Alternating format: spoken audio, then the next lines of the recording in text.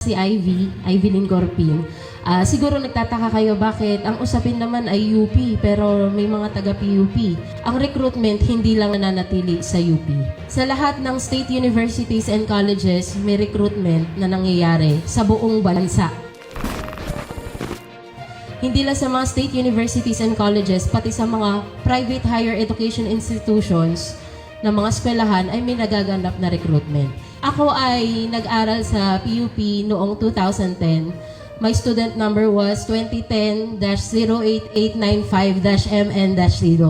Sa pagiging regional youth namin, may mga namumuno at humahawak sa amin. Ang pinagkaiba lang, ang humahawak sa amin ay hindi from PUP. Ang humahawak sa amin ay mga professors ng UP Diliman at UP Manila.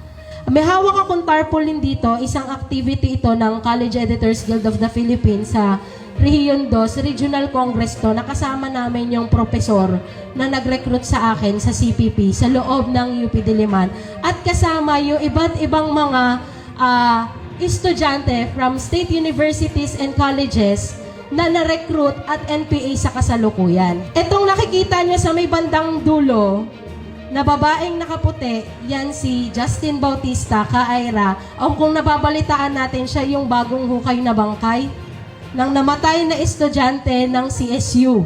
Yan, na na-recruit sa CEGP, sa Kalikasan Youth at sa Kabataan Party List. Ito namang katabi niya na naka-blue, yan si Janos Miguel Gallio, taga NVSU, Nueva Vizcaya State University. Na-recruit din sa Kabataan Party List at ni-recruit namin sa KM hanggang maging kasapi ng CPP.